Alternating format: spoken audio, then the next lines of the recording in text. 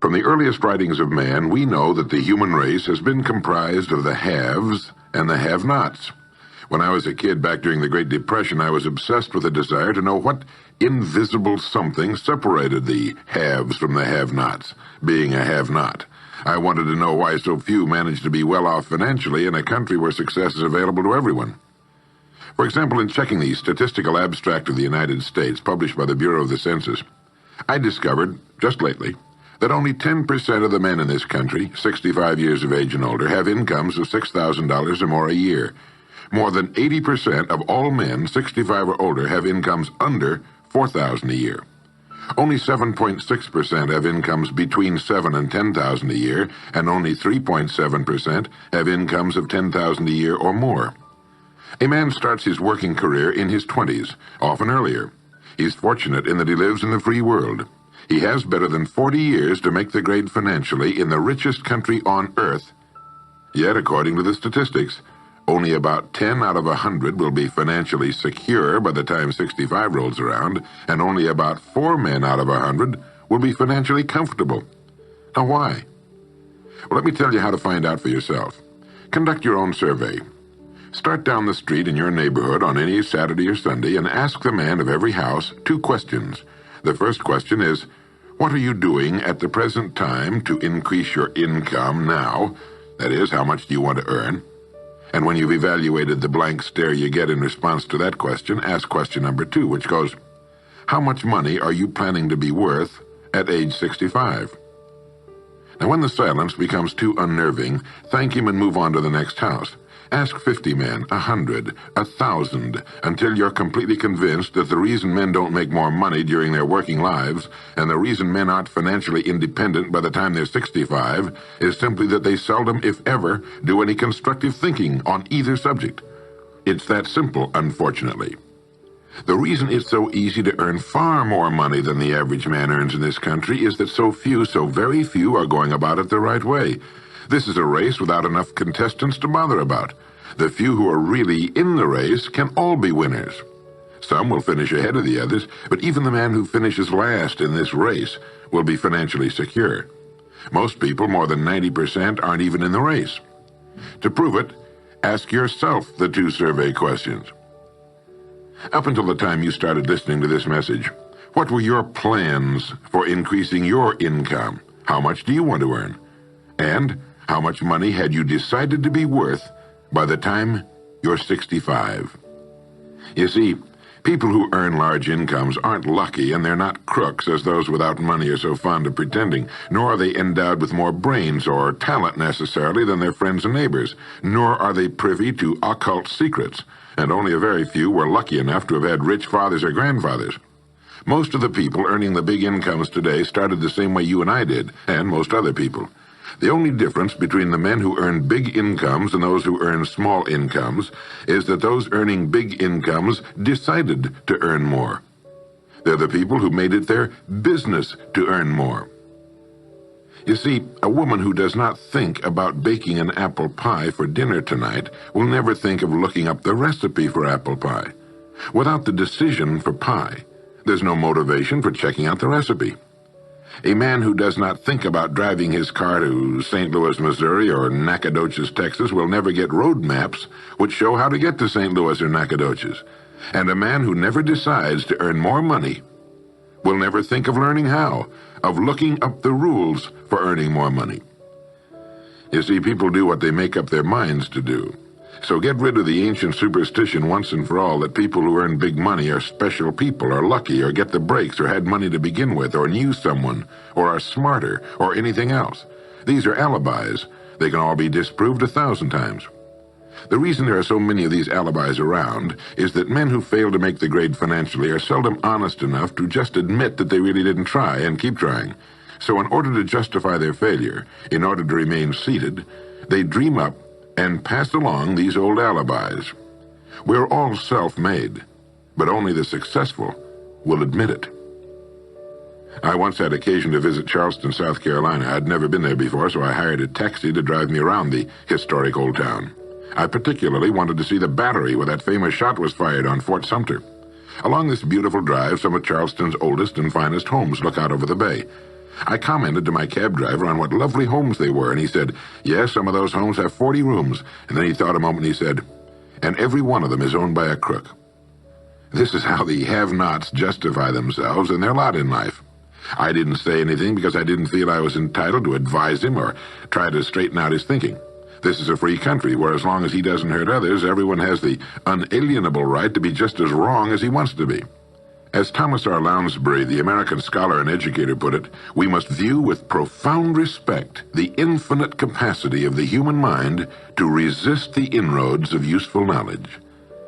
My taxi driver and men and women like him all over the world have been kidding themselves and holding themselves down and refusing the bounty and abundance of the world for centuries. Knowledge is available to everyone.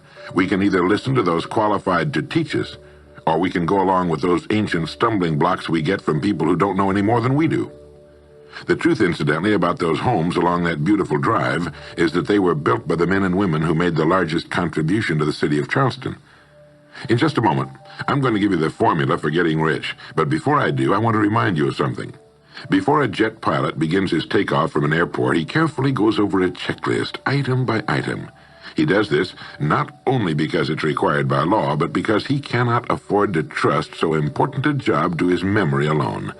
He has another checklist that he goes over just as carefully before he begins his letdown at his destination. He does this without fail every time he takes off and every time he lands.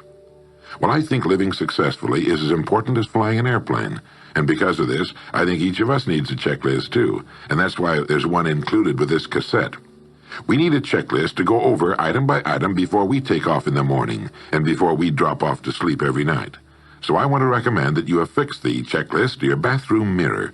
Stare at it as you brush your teeth in the morning and stare at it again as you prepare for bed at night. Go over each item, and as you do, think of what each item represents. Now here's number one. It's the formula for getting rich. It also explains why you're in your present position, whether you're earning $6,000 a year or $16,000 or $60,000 or $600,000. It applies to every adult, whether he's employed or unemployed. It applies to the richest man and to the poorest, and every person in between. And here it is. Our rewards in life will always be in exact proportion to our contribution, our service. Now that's what the formula means as the first item on your checklist. Memorize it. Our rewards in life will always be in exact proportion to our contribution, our service. Listen to it, think about it until you know it emotionally as well as intellectually. It might give you some slight feeling of superiority to realize that there's probably not another man within a mile of where you live who knows it. You can add it as a question on your survey if you want proof of that. If you want it in another form, here it is as it applies to a man's job. It's the same thing really, the same thing applies, but you can express it differently. The money you're paid by the company you work for will always be in direct ratio to the need for what you do, your ability to do it, and the degree of difficulty involved in replacing you. Maybe you want to write the formula down in both of its forms and think about it until it's as much a part of you as your name. The reason it isn't spelled out on your checklist is because you might not want everyone to know what you're up to. The checklist is valuable only to a person who knows what the words really indicate. All right, you've got the formula. As you think about it, its meaning will become clearer to you. With the formula, there are 2 rules which must be applied to properly use it. This formula, together with the 2 rules, is your recipe or your roadmap to earning all the money you really want. Now let's take a look at item number 2 on your checklist. And I'm serious about your putting this checklist on your mirror. You'll notice it's pressure sensitive. Item number 2, the gold mine. The Pulitzer Prize-winning playwright Archibald MacLeish, in his play The Secret of Freedom, wrote, "The only thing about a man that is a man is his mind. Everything else you can find in a pig or a horse." Strong words, aren't they? But as long as you live, you'll never hear a truer statement. The key to every human being's success lies in his mind, the gold mine between his ears. One idea can make you rich. A lot of good ideas can move you steadily upward in the work you do, and ideas are free. Now just think, there's nothing now being done commercially that will not be done better, much better in the years ahead. Next year's homes and most of what's in them will be better than this year's. Next year's cars will be better. Next year's manufacturing, distributing, marketing, and selling and advertising should be better. Nothing is now being done as well as it must be done in the future, and every innovation, every new improvement will be somebody's brainchild. Now, what's your specialty? How many good ideas have you come up with during the past year? If you continue on as you have in the past, where will you be and what will you be earning, say, a year from now, 5 years from now? Every day of our lives, we walk or drive by more opportunity than we could develop in a lifetime in 50 lifetimes. Back in the 20s, Sinclair Lewis wrote that you can kidnap a man, blindfold him, take him to any city in the country with a couple of notable exceptions, put him in a chair in the downtown area, take off his blindfold, and he could sit there a week and not be able to tell you what town he's in. The streets are all alike. The buildings are all alike. The businesses all look alike.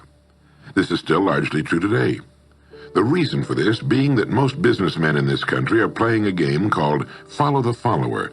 If a man goes into business, no matter what line it happens to be, the first thing he does is make certain that his place of business, outside and inside, looks exactly like every other place of business of that type in the country. Do you know why?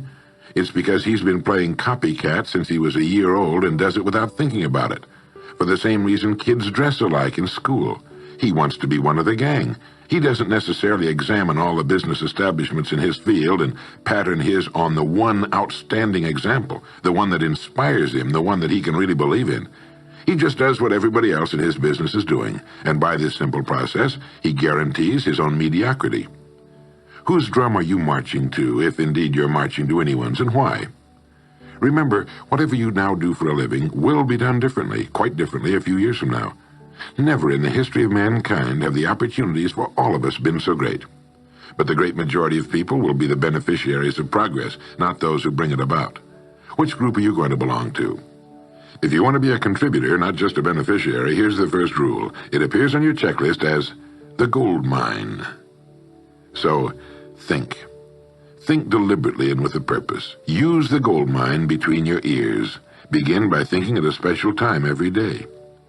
Back during the Depression, a New York lumber dealer was growing rich while other lumber dealers were going broke. When asked how he did it, he said, "Every evening when I get home, I close myself up in a quiet room, sit in a comfortable chair, and ask myself, how will my business be conducted 10 years from now? Then I try to do it now." Instead of competing with every other lumber dealer, which is what they were doing, he was creating. He was doing the very thing man was designed to do, the very thing man does best. A company growing at the rate of 10% a year will double its size in less than 8 years. But a man can improve his effectiveness 50% or 100% a year or more. The experts tell us that every one of us has within him deep reservoirs of ability, even genius, that he habitually fails to use. Well, let's begin now to reach into these deep, rich areas of pure net profit and use more of our real abilities. Let's think. Here's the best way I've found to make yourself think. Start getting up a little earlier than you're accustomed to. Right off the bat, this gives you extra time that 95% of the men in this country are not using at all. 1 hour earlier a day gives you 6.5 extra 40-hour weeks a year. But at this time in the morning, take a refreshing shower, dress, get yourself a fresh, hot cup of coffee if you're a coffee man, and then sit down to a clean sheet of paper. At the top of the paper, write your financial goal. Now, this is the amount of money per year you intend to earn soon. Incidentally, you might like to keep this to yourself, too. It's nobody's business but yours. Then, start to think. Think about your goal and what it'll mean to you and your family. Then see how many ideas you can come up with to help you reach that goal. Ideas to improve what you now do for a living. Ways of increasing your contribution to match your income goal. You know, jobs don't have futures. People do. No matter what line of work you may be in, there is within it more than enough opportunity to last a lifetime. You don't have to think of brand new ideas or revolutionary new ways of doing things, although you well might come up with some. Think of ways of improving what is now being done. If you are to increase your income by the amount you specified, you must find ways of increasing your contribution, your service. And the key to this is to be found in your mind, in that gold mine between your ears. Try for 5 ideas every morning and write them down, and save those sheets of paper in a special idea file. Many, perhaps most of your ideas will be worthless, but some of them will be very good. A few will be excellent, and every once in a while you will come up with something really outstanding. You see, 5 ideas a day is 25 a week if you don't think on weekends. Now that's more than 1,000 ideas a year. One idea can get you to that income you're shooting for. The law of averages swings so far in your favor you just can't miss. Try to develop a sense of expectancy. That is, try to hold the feeling that the goal you're shooting for is a sure thing, and that it's only a matter of time before it's realized. You know, Henry Ford didn't start making cars until he was 45. A friend of mine started a new company at 65. He's still going strong, and his new company has sales of better than $300 million a year. It's almost never too late. Try not to think of things outside of your own line of work or whatever it is you're most interested in. To think well and profitably, you must discipline your thinking. Keep it on course, controlled, keep it in one field, specialize. Now for the final item on your checklist. It appears as the word. And the word is attitude. Attitude has been called the most important word in the language. William James put it this way. He said, "The greatest discovery of my generation is that human beings can alter their lives by altering their attitudes of mind." Now, this is something to think about. Can alter their lives by altering their attitudes of mind. It's another way of saying we become what we think about. Look at it this way. Your total environment, if you've been an adult for any appreciable period of time, your total environment is a reflection of you as a person. The house and the neighborhood in which you live, the car you drive, the clothes you wear, the job you do, the people with whom you regularly associate. Your total environment is an exact and merciless mirror of you as a human being. Now, if you feel your environment can stand some improvement, you have only to improve your attitude, and your world will gradually change to reflect the changing person. Here's how to change your attitude.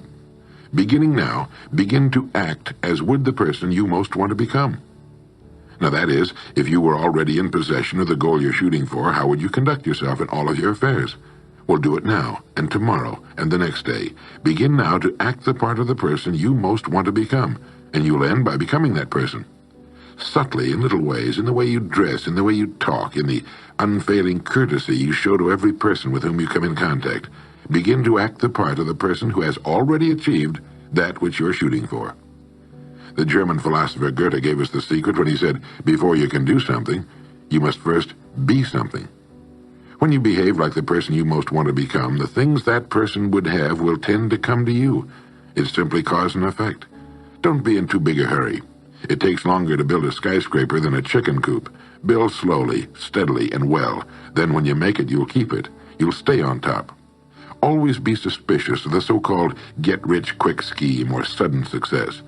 Never forget that word, attitude. It's your attitude toward the people with whom you come in contact that will determine their attitudes toward you.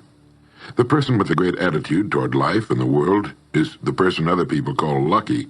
He's not lucky. He's just using our old friend, cause and effect. His causes are excellent, and his effects have to be just as good. Well, that's it. 3 things to remember. 3 things to practice every day. If you spent 16 hours a day, 7 days a week, practicing your golf swing, in a relatively short time, you'd have a grooved, beautiful swing like the pros. So practice your new attitude every day, every waking hour. Practice thinking a few minutes every morning, and you'll find yourself thinking all day long. And remember the formula. Our rewards in life will always be in exact proportion to our contribution, our service. Go over the ideas in this message every day until they're as much a part of you as your name and your temporary address. You'll notice that each time you listen, you'll hear something new. You'll get a new idea you failed to get before. This is Earl Nightingale, and thank you.